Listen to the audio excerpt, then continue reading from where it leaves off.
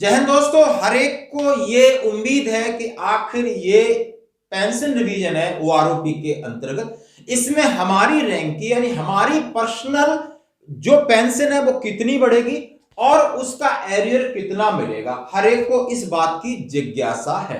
दोस्तों आज मैं एक बात करूंगा, एक नई टेबल, एक नई और फाइनल टेबल इस पे लिखा है कि final OROP revision pension and arrear calculation up to July 2022 का किसी ने कैलकुलेशन किया है और उस पर दिया है कि ये मैंने पीआईबी साइट से निकाला है।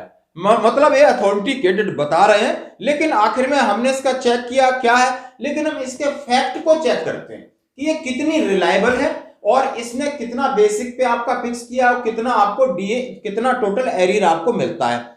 हर एक रैंक को कंसीडर करने किया है इसमें और पूरी तरह इसको देखें समझें, फिर मैं इसके बारे में बात करूंगा। दोस्तों final OROP revision for arrear, जो मैं आपको बिल्कुल टेबल को, मुझे कुछ ग्राउंड रियलिटी है इसलिए मैं आपके साथ शेयर कर रहा हूं, अदरवाइज नहीं करता। प्लीज ध्यान से सुनिए।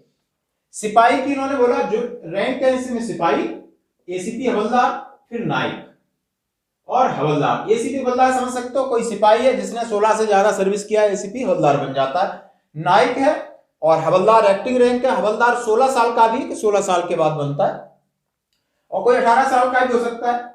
एसीपी नायब सूबेदार, नायब सूबेदार, सूबेदार, ऑनरी सूबेदार, सूबेदार मेजर, ऑनरी लेफ्टिनेंट और ऑनरी कैप्टन। और जैसा हम सभी जानते हैं कि 7th पे सीपीसी के अंदर जो लोग 2018 को ये बेस ईयर मान रहे हैं और 18 में यानी 2018 में बेस ईयर मान रहे हैं, तो 16 में कितनी थी और 1 जुलाई 2019 को कितनी फिक्स करने जा रहे हैं, इसके बारे में ये टेबल है। दोस्तों सिपाही की 17,699 है।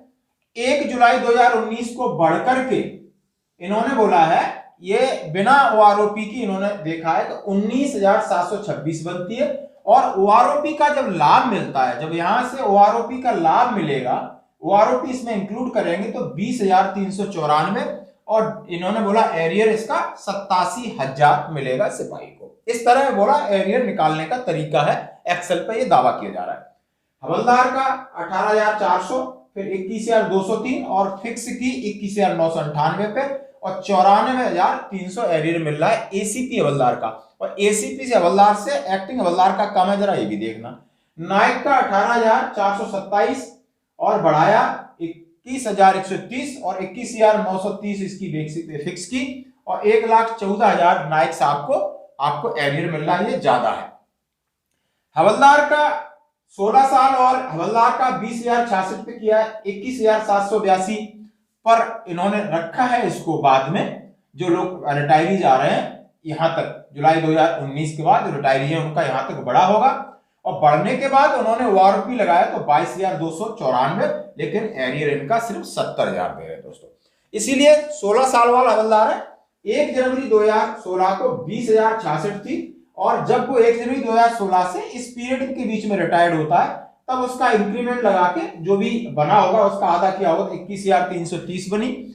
अब उसको ओआरओपी का लाभ मिलेगा तो 22,024 बनेगी और लेकिन उसको एरियर मिल रहा है 66,300। दोस्तों बहुत कम मिल रहा है क्योंकि वो वहां तक पहुंच रहा है, बहुत कम अंतर है इस चीज का। इसीलिए एसीपी नायब सूबेदार 22,203 उन्होंने बोला है जनवरी 2016 में था और जब इसके बाद रिटायर होता है उस टाइम उसको इंक्रीमेंट सर्विस मिलकर के उसका जो बेसिक पेंशन 23,320 पहुंचा होगा और अब ओआरओपी का लाभ मिलेगा तो 24,220 और 99,370 इसको एरियर मिलता नजर आ रहा है।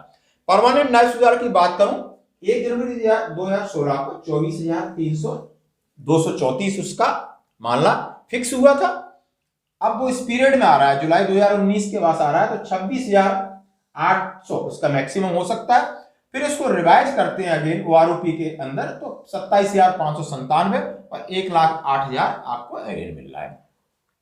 इसी तरह सूबेदार का है 30,350 जो कुछ टेबल में नहीं है। इन्होंने बोला जो जुलाई 2019 तक बनता है 34,200 और उसको हम बढ़ाते हैं ओआरओपी के अंदर तो 35,400, 1,55,300 उसको एरियर मिलने की संभावना है। ऑनरी सूबेदार का भी दिया 31,900, 32,870 और 36,920 पर फिक्स कर रहे हैं उनको और 16,300 1,63,000 उसका एरियर मिलता है। दोस्तों सुविधा मेजर साहब का इसमें दिया 33,526 और 37,600, 38,863 और 1.25 लाख इनका एरियर मिल रहा है। ऑनरी लेफ्टिनेंट का 36,300, 40,320 पे पहुंचते हैं तो 42,400 पर फिक्स होते हैं, 1,80,000 इनको एरियर मिल रहा है। ऑनरी कैप्टन का 37,400 जनवरी 16 को फिक्स होते हैं और 19 तक आप जो बीच में रिटायर है 41,400 तो 43,600 पे रीफिक्स कर रहे हैं 1 जुलाई 2019 से विद आरोपी और इसमें 1,83,320 का एरियर है।